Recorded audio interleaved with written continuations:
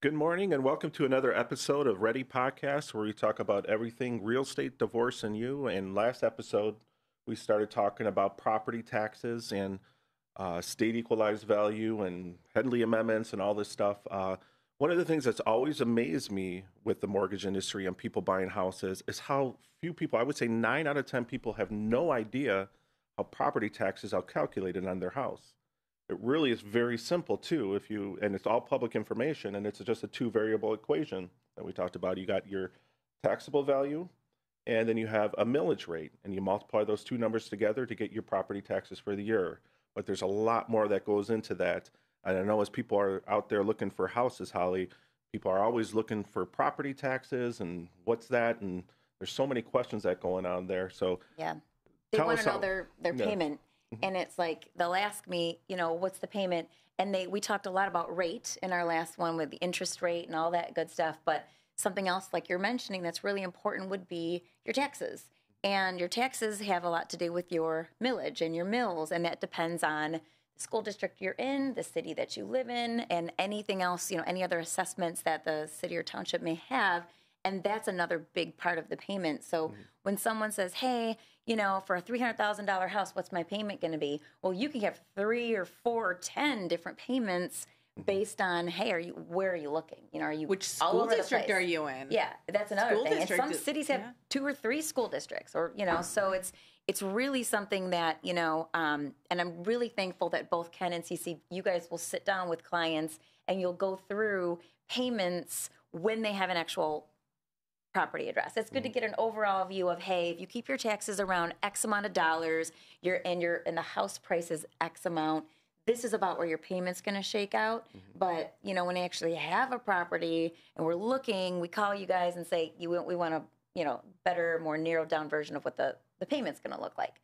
So, and you brought up, there's 2 different values. You've got your assessed value or your state equalized value, and then you have your taxable value, which is what you're actually taxed on. Yeah, the assessed value is the full value of the house. It's basically the Headley amendment. Now, we talked about this last episode. The Headley amendment actually states that the property tax, the assessed value can only be half of what the purchase prices are going for in the area. There's an assessor in each city that comes around and determines that based on the sales from the previous year. But if your house is worth $300,000 and you bought it for $200,000 10 years ago, your taxes only can go up by the cost of inflation, or 5%, whichever is less. That is what Proposal A was 94. talking about. So in 1994. So it really, and what happened there was a lot of old people, I don't want to say old people, retired people on fixed incomes, when the rates were in the 18s and in the teens, we talked about last episode, it really limited increase in property values. And then all of a sudden it fell down to the 6s and 7s in the 90s, and property values went way up. A lot of people got priced out of their houses. So this is what Proposal A, from my understanding, was passed, is to make sure that people that are on fixed incomes weren't being forced out of their house because their taxes were tripling. Your taxes can only increase, 5% or the rate of inflation? Yes. So that's how much they can go up. They can't just, because we saw that huge jump in property values. If we didn't have Proposal A, then the pricing on taxes would go way up. And again, like you said, people could get priced out of their homes. So let's pause for a minute and back up a little bit. I've heard all these different acronyms flying around. What does each one stand for, and what does each one mean? Ken, if you could break that down for us, if you're able to, so that way we can understand it a little better. Backing up, it's like you want to know what your property tax is in your house. It really is a 2-variable equation. Okay. You have your millage rate. So if the millage is 30 on a property, that means for every $1,000 the house is worth, you're paying $30 in taxes. Okay. And then you have the assessed value, which is what the treasurer for the city comes in, and if you bought a $300,000 house, it should be $150,000, no more. So you multiply 30 times 150, and that's what the taxes are per year. And what does SEV mean and TEV and all that different things? I'm familiar with state equalized value, but for those that may be listening and not familiar, can you break that down for us, please, and explain it? There's a website you can go onto. It's BSNA Online. You can go and look at all your neighbors. It's all public information, and you can look at each property has a SEV, or an assessed value, which is the fully assessed value. So if you're buying a house, you're going to want to look at that SEV to see what the taxes are going to go up. Is that the thing that you're supposed to like double in order to figure out what the value should be? It's supposed to be, but it's not. That's not as accurate in the pricing we've been seeing. And we'll get into that a little bit because there's a lot of people over the years. Like you can actually, in March, it's the board of review for each city, and you probably can familiar with that, but you can actually contest with the city like the value of your house and get your taxes moved down if you feel like you're overpaying. Okay. According to like the Headley Amendment and Proposal A, these are laws that protect you, and there's some subjectivity, but you have to go in front of the assessor and people. But we had to do that for our house because we have issues with our flooding in our house. And I go every year. Yeah. And it's unfortunate. I should hire you to handle mine. But you pay taxes on so you said TEV. TEV what does that mean? Taxable value. So that SEV or state equalized value, supposedly where your quote value is, which is just, we could discuss. And then that TEV or taxable value, that's where your taxes stem from. What's the E stand for? Equalized? Yeah. Okay. So here's a quick little story that I'd like to interject. So when you're searching for a home, people will, again, I mentioned you want to know what your taxes are going to be. Something that some agents don't do and they need to do if they're not doing, and if you're working with an agent, make sure they're looking at this. How long has the person owned the home? So for example, you've owned your home for 40 years, okay? And those taxes are based on, again, the either inflation or it does increase 5% or rate of inflation every year. However, that's the taxable value, so that you can't, quote, get priced out of your home. You can only increase so much. That's what that Proposal A put in place to protect us as a safeguard. Now, when you sell your house, it's called an uncapping, which means that TEV, and we also call it a pop-up tax because it uncaps and the tax pops up. So the TEV is here, the SEV is here. It could be this big of a differential. It could be this big of a differential. So if you don't know where that's going to go, as a buyer, they look at the current taxes when the payments, your prorated taxes back. So if that pops up in a year, you're going to get what's called a shortage coupon, and you need to be prepared for that. People sometimes get upset, and they're like, oh, well, if it's going to be that big of a differential, I don't want the house. But I always say no, because the house, the SEV is actually value. You're getting prorated on taxes that are at a way lower rate, so it helps you buy the house. You know what I'm saying? Like you're paying less tax back. If it was a fully but then aren't you going to owe more later on? In a year or so, whenever they do it. When we do the pre-approval, we pre-approve it on the seller's taxes. Yeah, but not what yours are going to be. Yeah, not what it's going to uncap. So your payment could jump up huge if you're building it in the payment. And it likely will if you've owned the house for a while. But here's the nice thing as a buyer. When you have to come to the table, especially with the rates a little higher, maybe you're paying for the buy down. We talked about that on the last podcast. So it's like, it's less money for you to pay in prorations because you're paying that seller back. Oh, yeah. They pay the taxes in advance. So the winter, summer, you got to pay them back. It's less money. Is like it's the year following. So anything that closes this month and this year, it's not going to happen until next year. So, and then what you want to look for too is everybody that gets this in the mail. This is not a tax bill, and you're like, it looks really official. Is there?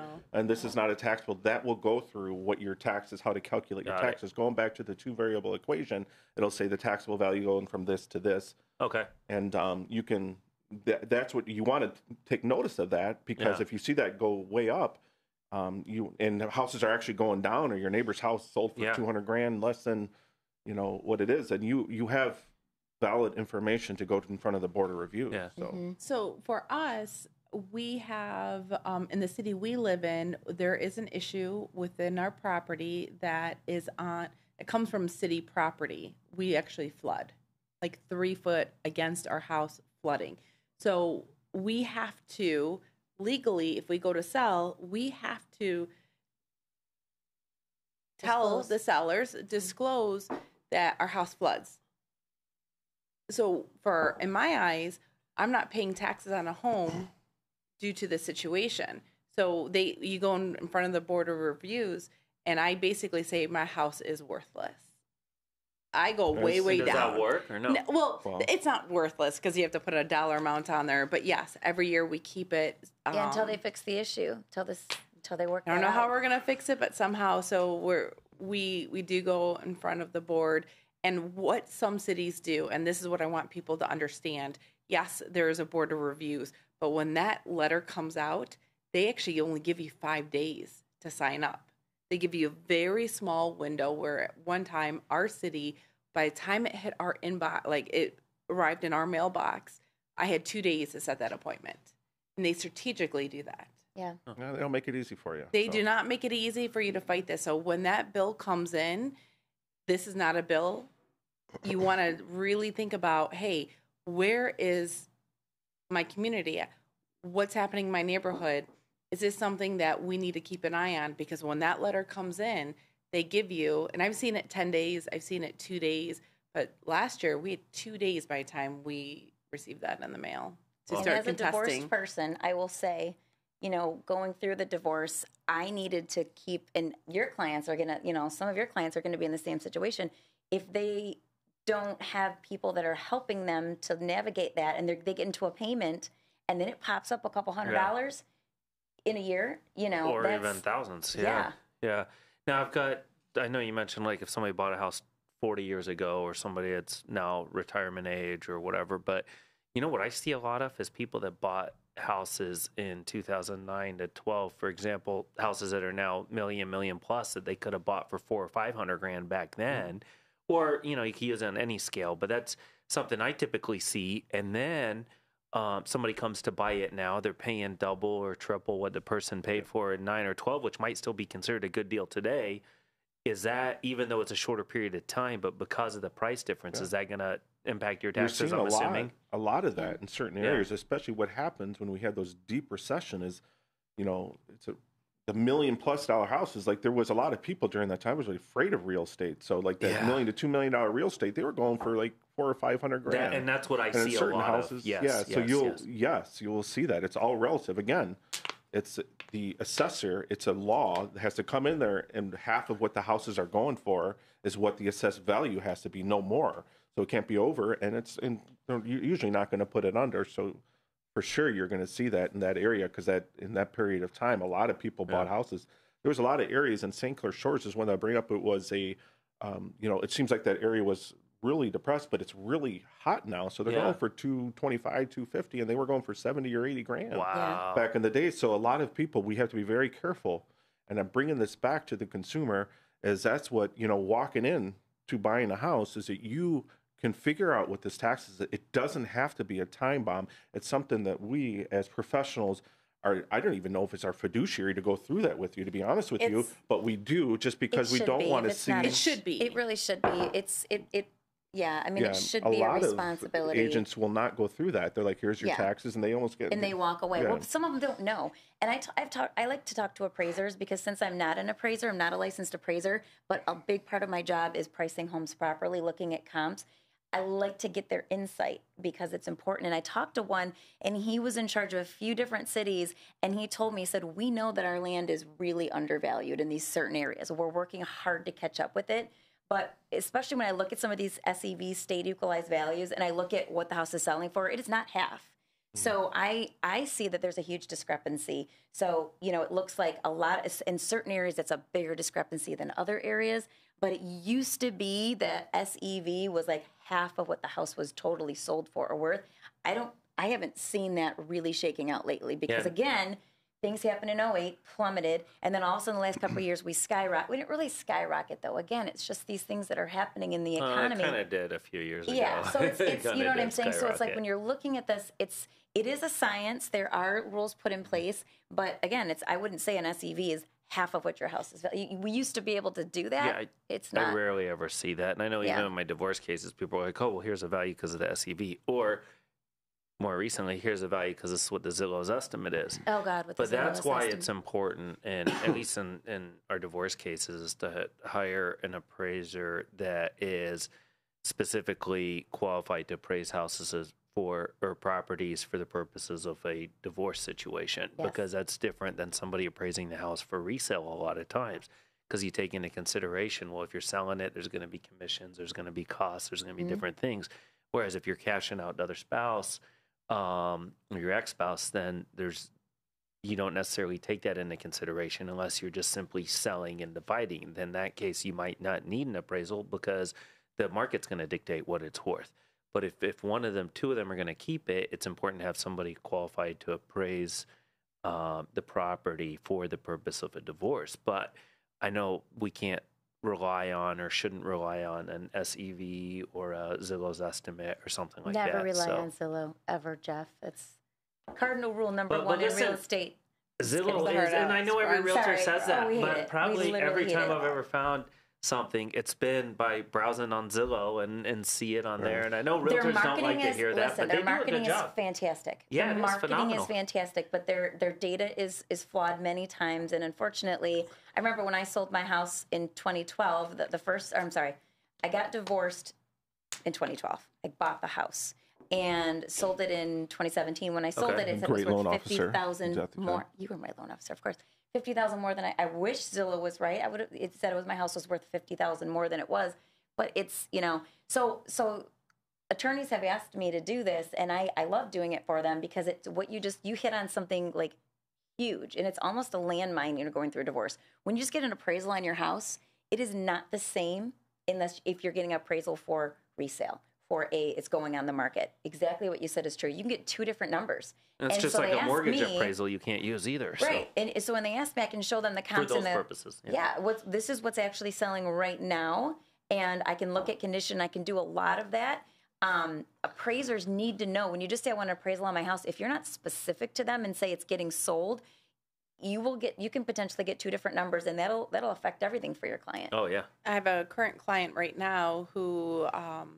we did the appraisal beforehand, before signing the divorce decree, so they can figure out what the spouse could afford that was keeping the property versus the one that needed to be set up to purchase the next one and find the correct equity to help that spouse moving on, how much it would help putting money down.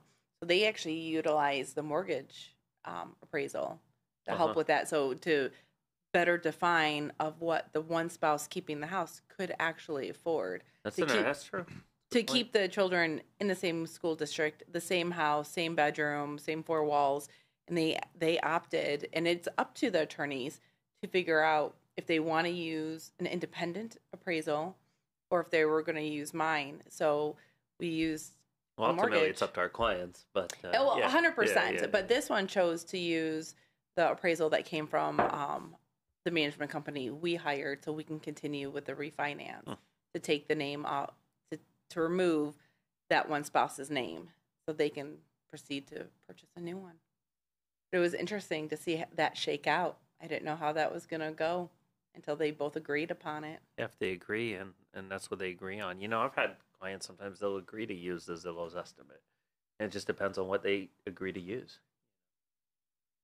What's your opinion on that, though? I know, right? I'm sitting over here. I don't know that. Can you say your opinion or what you've seen most? Well, listen, happen? I think, and what I advise my clients is the best thing to do is to get a qualified expert appraiser that's going to appraise for the purposes of divorce. And there's a handful of different ones that we pick depending on the circumstances, depending on where the property is located, depending on what type of property it is. And usually those are the experts that we rely on. And sometimes people agree to use a joint appraiser, and sometimes people agree to use her separate. Now, if my client's going to agree to use a joint, I'd like to leave something in there. It says that they reserve the right to be able to hire their own independent. Then if they don't agree with something that the joint or neutral appraiser did, they can still hire their independent if they want to.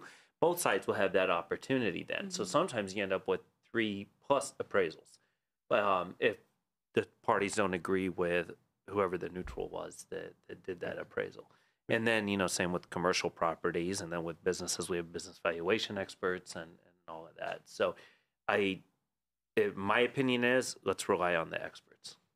And I think for anybody that's in that situation, like if you have a house that's decked out, finished basement, new roof, Pella windows, and all kinds of upgrades, Zillow is not going to give you, They're in Washington. It doesn't have to be that extreme. They're not going to give you a fair value. So, but on the flip side, if you've been living in a house for 30 years and we're a heavy smoker, Zillow's going to be a good number for you, probably. Because it's yellow walls that you have to clean. I've always said if someone doesn't walk through your property and do an actual assessment of what you have and how it compares, that's why they're called comps, comparables. That's one thing. Zillow can get the data. Now they actually do have MLS access. They didn't even have that before. Now they can actually see. They had to actually pay to play, so they can actually see what's closing and get actual data without us having to, share it with them. But again, they're not walking through. And there's pockets. I mean, you're in the Birmingham area. I know the Birmingham area well. There's different pockets that are, if you're north of this area, west of this area, it sells higher than if you're east of here. And just those little pockets it used sometimes. to be like that. Now it's kind of changing. All of Birmingham is catching up. Yeah. There are pockets, though. There are pockets that sell higher for a certain reason or sell lower in that community. And so if you want someone that knows that to really price it properly, especially for a divorce. Yeah. It's important.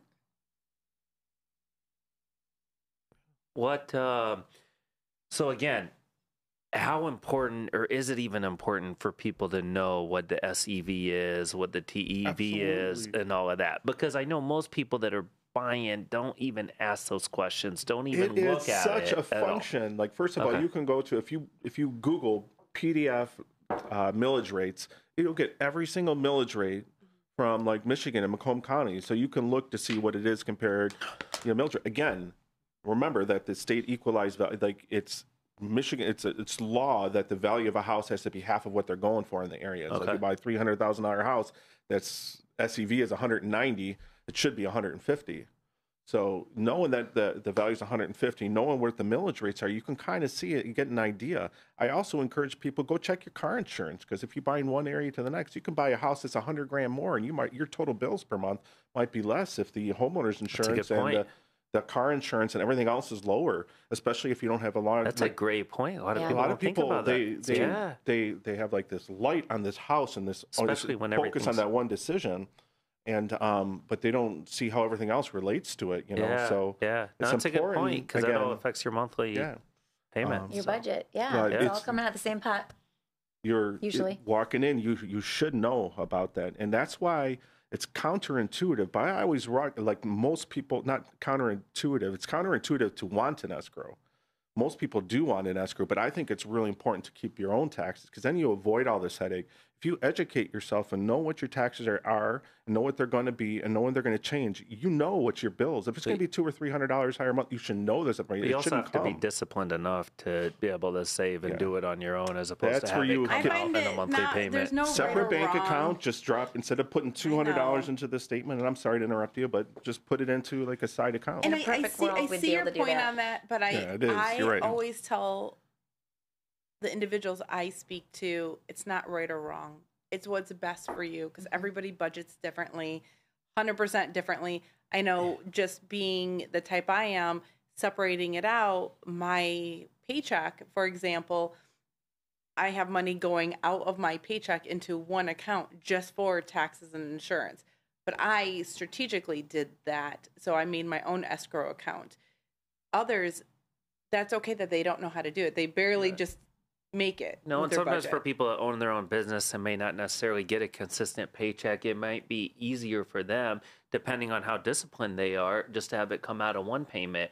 So again, like you said, it needs to be tailored to everybody's own needs and own past practices, and I guess future. It does help, though, when the year after you purchase the home and it uncaps, your escrow fund will be short, and they're going to increase your monthly payment, and that will hurt somebody. Yeah. So that's why Ken's saying what he's saying, and I wholeheartedly agree, but that's why I educate my clients, hey, this is going to uncap.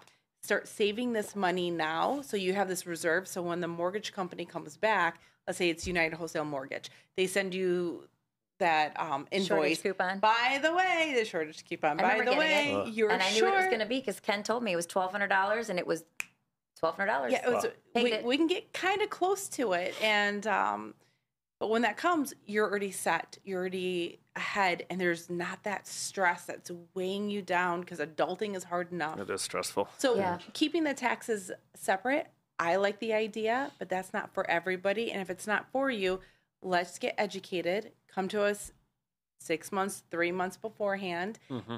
We can say, hey, keep an eye out for this.